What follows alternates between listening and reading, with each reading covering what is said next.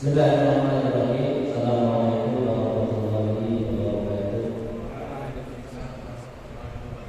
Bismillahirrahmanirrahim. Wassalatu wassalamu ala Rasulillah. Malam ini ceramah siapa? Dia nanyain ini nggak apa namanya? Infokus nggak kayak Pak Badrun? Bisa ya? Kemarin soalnya beliau nanyain. Dan semuanya di kesempatan sore hari ini Nanti kita tanya. dia dihadapi amal yang dilakukan. Ya. Bismillahirrahmanirrahim. Qala al-musannif rahimahullah wa rahmatullah ya wa ta'ala. Faslun ajma'a al-muslimuna ala wujubi ta'zimil Qur'anil aziz al-Ibrahim. Faslun adapun ini adalah satu pasal. Ajma'a al-muslimuna, orang-orang muslim telah bersepakat ala wujubi ta'zimil Qur'anil aziz, Nyala semuanya kan? wajib mengagungkan Al-Quran yang mulia. Adalah dikembali secara mutlak. Ya. Kaum muslimin telah bersepakat bahwa wajib hukumnya mengagungkan Al-Quran. Pertanyaannya, kalau kita lihat sekarang, yang dimaksud dengan Al-Quran itu apa atau mana? Ya. Kalau kita pegang mushaf samping kanan kiri kita, itu Al-Quran bukan? Al-Quran. Ya. Disebutnya mushaf Al-Quran. Dulu sejarahnya, ketika Nabi Muhammad SAW mendapatkan wahyu dari Allah, beliau langsung memerintahkan para sekretaris pribadi beliau untuk mencatatkannya. Makanya sekretaris Nabi Muhammad yang mencatat wahyu Allah berupa Al-Quran itu banyak. Ya, yang masyhur namanya Zaid bin Sabit. Itu yang masyhur. Padahal para sahabat yang lainnya seperti Sayyidina Ali bin Abi Thalib, Sayyidina Muawiyah bin Abi Sufyan, ya, dan banyak sahabat-sahabat yang lainnya, mereka juga terkategori sebagai sekretaris pencatat wahyu Al-Quran. Makanya ini turunnya wahyu Al-Quran itu Nabi Muhammad aja nggak tahu kapan turun. Makanya kalau beliau kemana-mana itu selalu diiringi oleh para sahabat yang berfungsi untuk mencatat apa yang disampaikan oleh Rasul berupa wahyu dari Allah. Tapi kalau hadis, perkataan selain Al-Quran, perbuatan Nabi Muhammad, persetujuan Nabi Muhammad, waktu itu belum dicatat. Ya, belum dicatat. Makanya awal mula yang mencatat tentang hadis Nabi Muhammad SAW itu yang masyhur adalah kalangan tabi'in, namanya Az-Zuhri. Ya. Makanya kemudian banyak orang yang mencoba mencari celah kelemahan Islam itu dengan membidik sisi hadis Rasulullah SAW. Kenapa sebabnya? Karena hadis Nabi Muhammad tercatat belakangan setelah Nabi Muhammad wafat meninggal. Makanya kata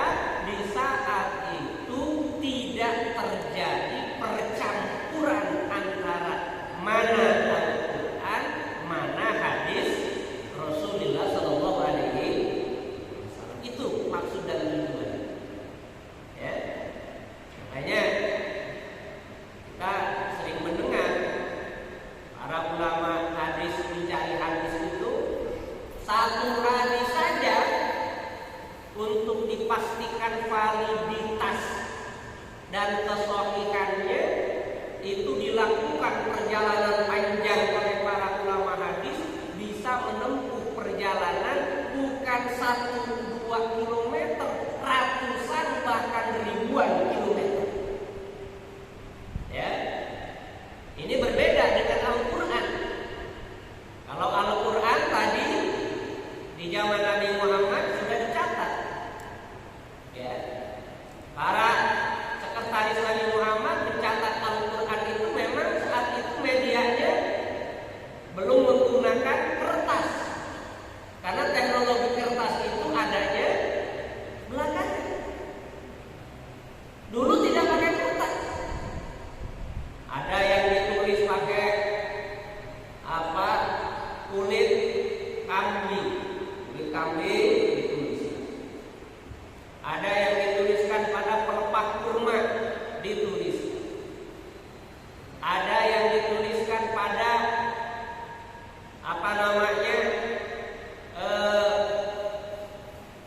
Tulang belulang, kayu, batu, dan lain-lain.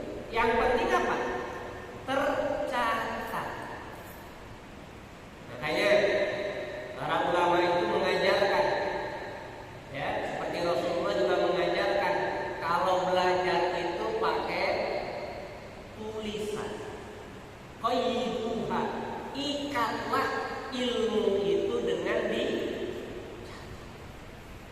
kalau mamanya belajar ke kelas, belajar ke majelis taklim, belajar ke pengajian, tidak bawa pulpen, tidak bawa kertas, itu kalau di kampung namanya ngaji denge, cuma ngandelin telinga. Yang namanya ngandelin telinga gimana?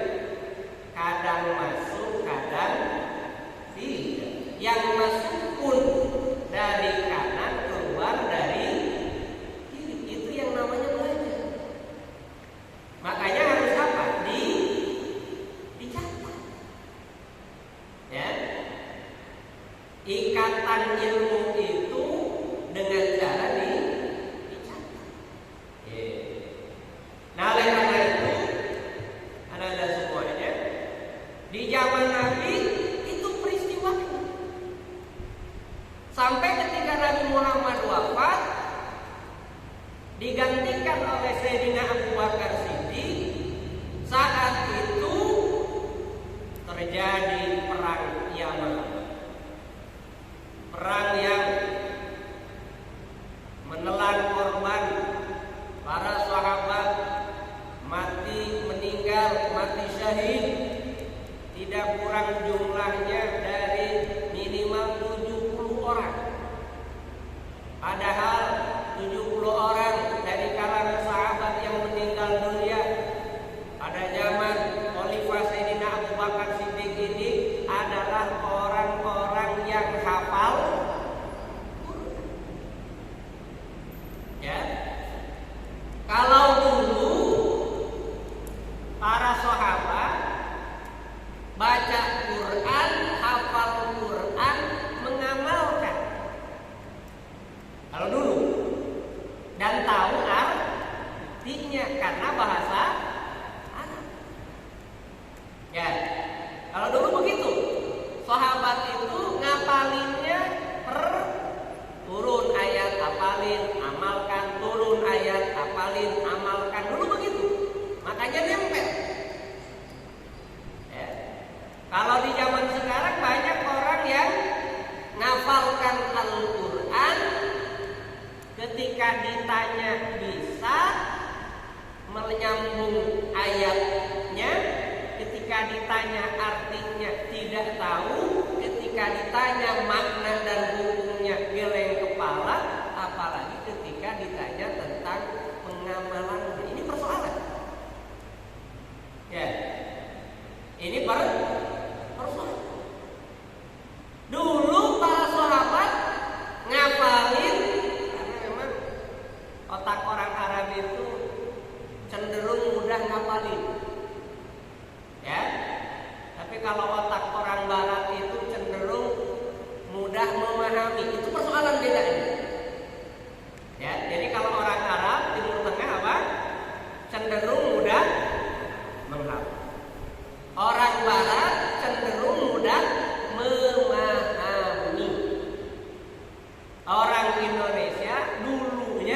kebanyakan mudah lupa, susah memahami. Nah, itu persoalan. Ya. Makanya Pak Habibie dulu punya slogan. Apa kata Pak Habibie? Hati Mekah, otak Jerman.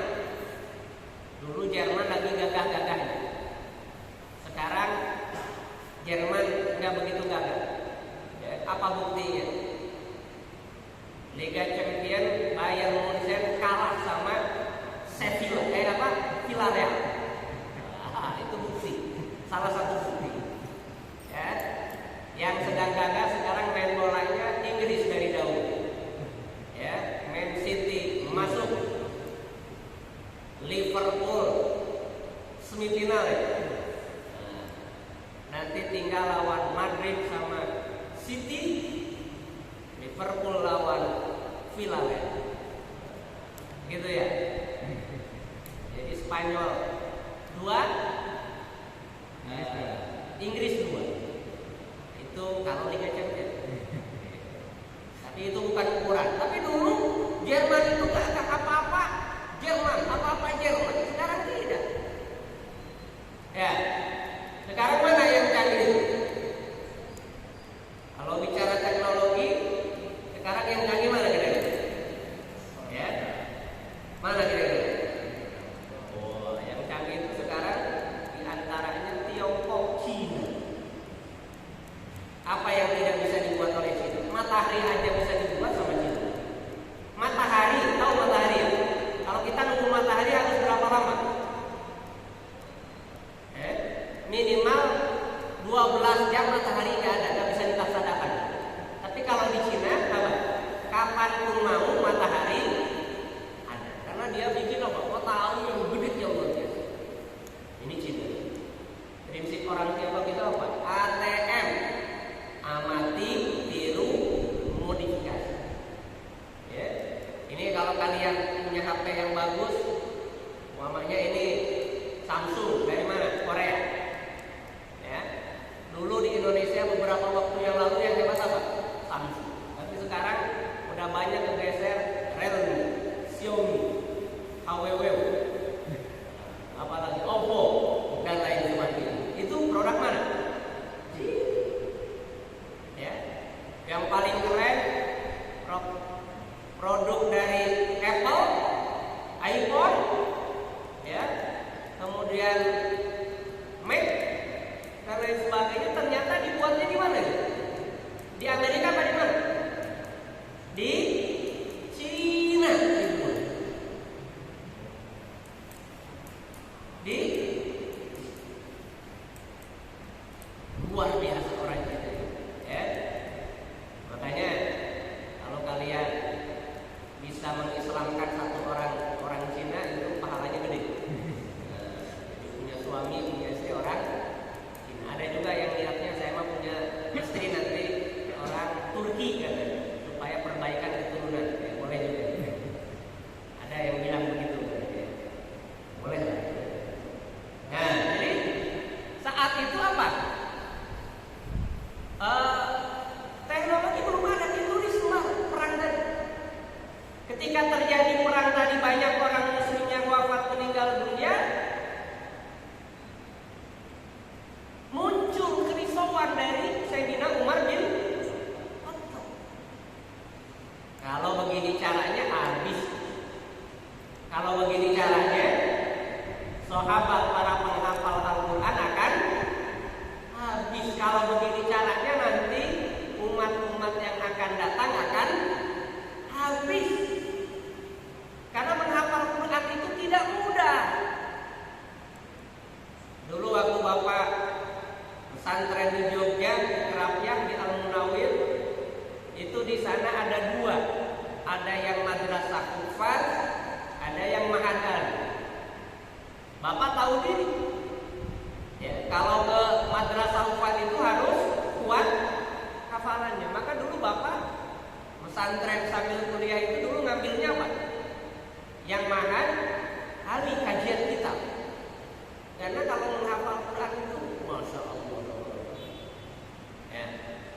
Dulu melihat santri-santri madrasah Hufaz yang di Jogja itu biasanya sehari-hari di masjid aja baca Quran, nggak pernah pacaran, nggak laku kayak.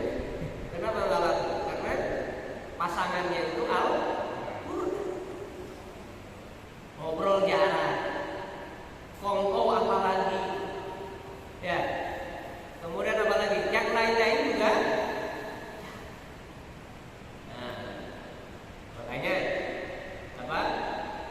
Seperti itu. Hafal Quran itu luar biasa. Susah. Ya. Susahnya kenapa? Karena butuh komitmen yang tinggi. Tapi ngapalinnya mudah kata orang-orang. Ngejaganya itu ya. Kata Mbah Najib Abdul Qadir bin Mbah Munawwir, beliau cerita bahwa satu-satunya cara untuk bisa menghafal Quran yaitu dengan cara deres. Tahu gak deres? Dari bahasa Arab, darasa, macam. Satu-satunya cara kalau mau hafal Quran dengan cara deres.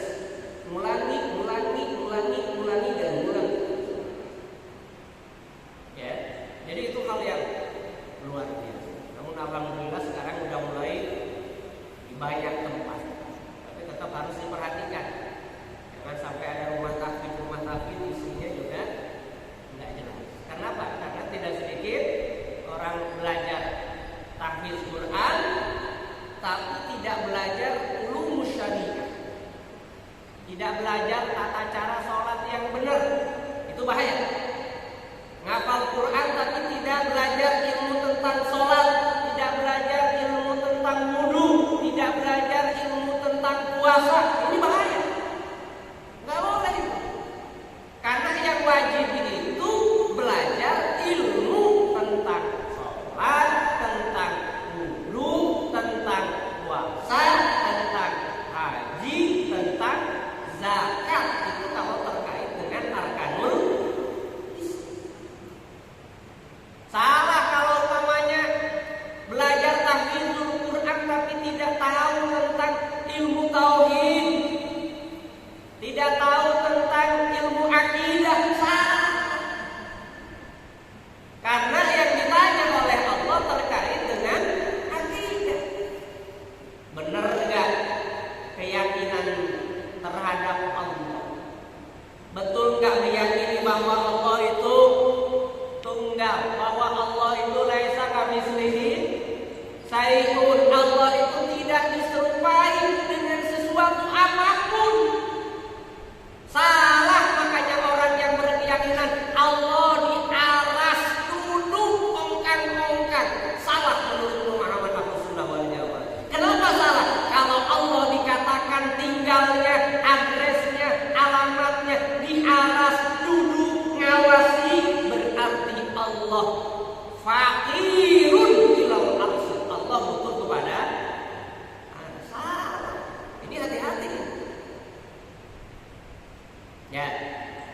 Jangan sampai salah ada lagi umpamanya yang disebut dengan tauhid yang betul itu adalah tauhid yang sesuai dengan generasi salaf.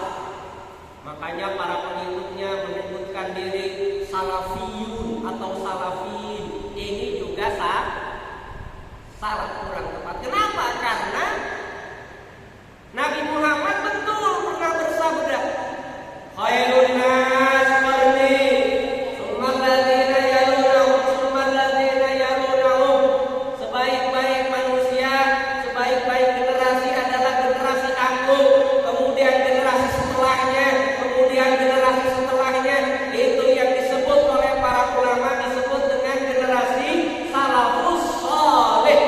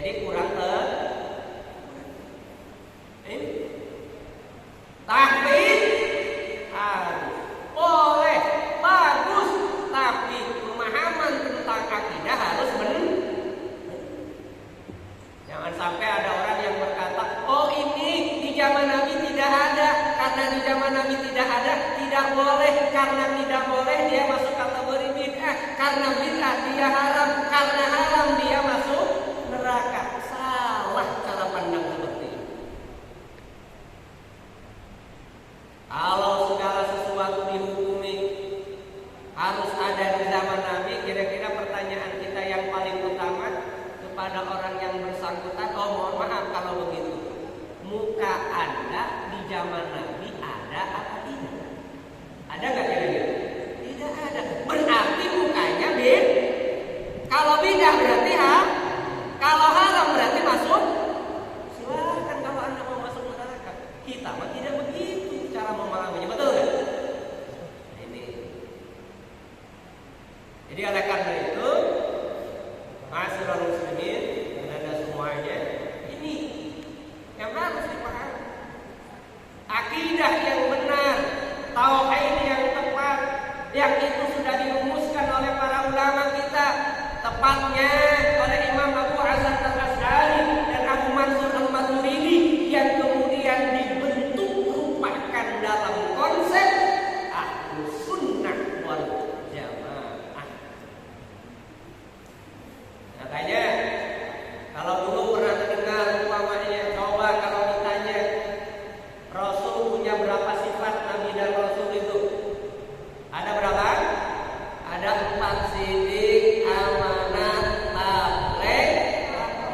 Menurut siapa rumusan itu? Menurut Abu Hasan Allah wujud idamako mukhalafatul hawadisi. Hafal nggak? Binafsihi daniyat kudrat iroda ilmu ayat sama basar kalam qadiran muridan aliman hayan sabian basiran mutakaliman. Itu rumusan dari siapa? Rumusan dari Abu Hasan Al-Asy'ari yang kita pahami sebagai konsep Ahlus Sunnah wal. Makanya rugi siapa yang rugi? Yang hari ini setelah sholat asar kembali ke asrama, rugi. Jadi oleh karena itu, anak-anak semuanya, ya, sampai di situ dulu. Jadi lama-lama haus kencengan suaranya, saking semangat. Ya, apa kira demikian? Mudah-mudahan ada manfaatnya. Ya. Setelah ini nanti boleh istirahat. Yang baru datang nanti boleh tiduran di situ. Makanya nanti apa di belakang itu ada apa? Ada karpet ya. Di Permadani ada karpet. Nanti boleh karpet 3 di sini. Ya, siapa tahu bisa sambil apa nunggu adzan gitu istirahat. Jadi boleh dipasang ya. Ini yang depan 3, nanti yang putri nanti 1 apa 2.